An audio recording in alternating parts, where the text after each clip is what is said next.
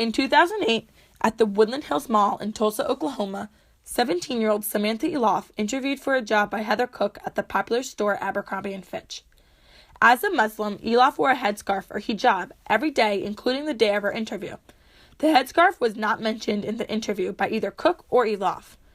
Eloff could and should have gotten the job. However, the interviewer wondered if the hijab broke the look policy the company made workers follow. The look policy requires workers to reflect the store's style, forbidding black clothing and caps to be worn at work.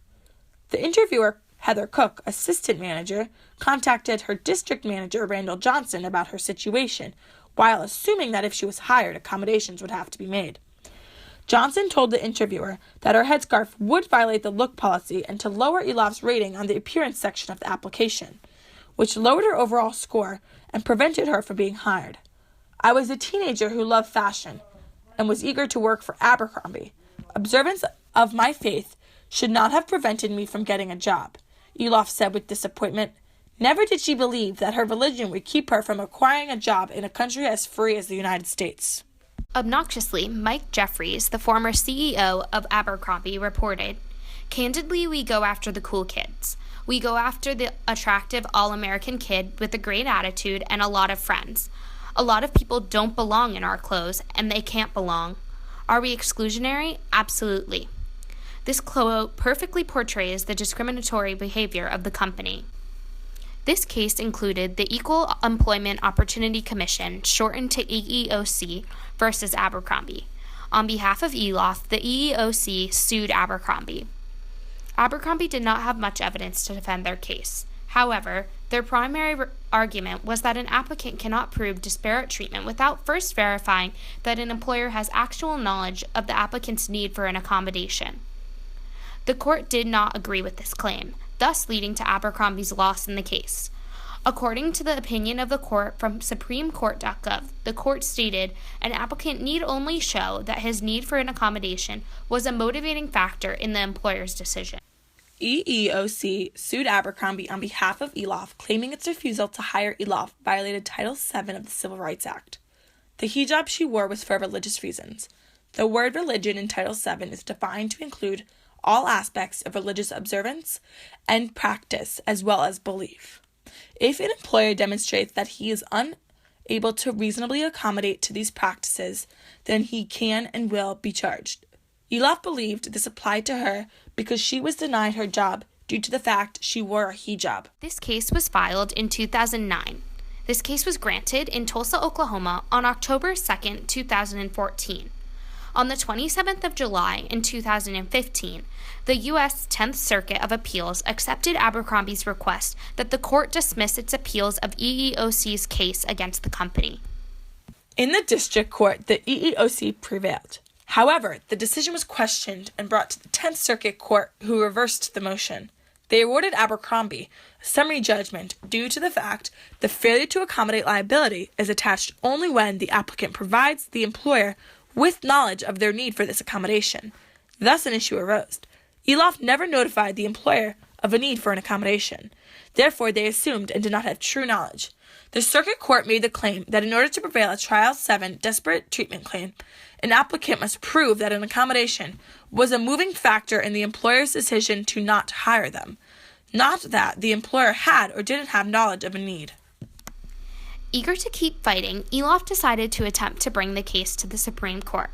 Brought up by the writ of certiorari, the Supreme Court argued the case on February 25, 2015, and ultimately decided on the 1st of June of 2015.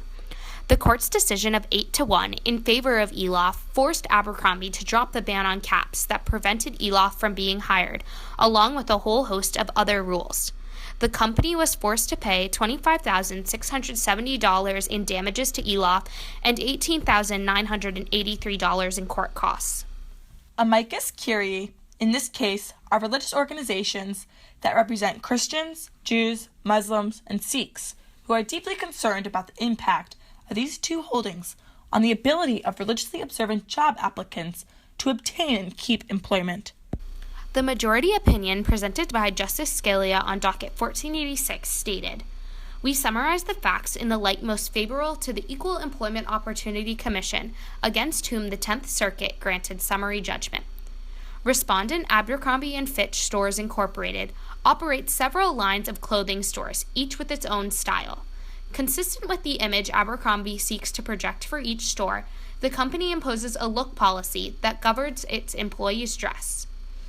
The look policy prohibits caps, a term the policy does not define, as too informal for Abercrombie's desired image. In order to support their claim, the Supreme Court used Title VII of the Civil Rights Act of 1964, stating that to fail or refuse to hire or to discharge any individual or otherwise to discriminate against any individual with respect to his compensation, terms, conditions, or privileges of employment because of such individual's race, color, religion, sex, or national origin, or to limit, segregate, or classify his employees or applicants for employment in any way which would deprive or tend to deprive any individual of employment opportunities or otherwise adversely affect his status as an employee because of such individual's race, color, religion, sex, or national origin. In the minority opinion given by Justice Thomas, he agreed with the majority opinion of the Supreme Court to the point that there are two and only two causes of action under Title VII of the Civil Rights Act of 1964. The disagreement comes in with his agreement with the judgment of the 10th Circuit. He believes that mere application of a neutral policy cannot constitute intentional discrimination, as stated on supremejustia.com/cases. This means the EEOC can prevail here only if Abercrombie had a discriminatory motive. This is considered a landmark case because at its roots, this case is about defending the quintessentially American principles of religious freedom and tolerance, said EEOC General Counsel David Lopez. Because of the persistence and courage of Samantha Eloff, she gained more freedom and tolerance for our increasingly diverse American society. Thus, this case will be used to defend other people's basic liberties in future cases relating to this matter. Following the case, Abercrombie brand president Christos Angelides apologized for the incident, saying, "We are focused on the future, not the past, and there is complete alignment that these are the right changes," reported CNN.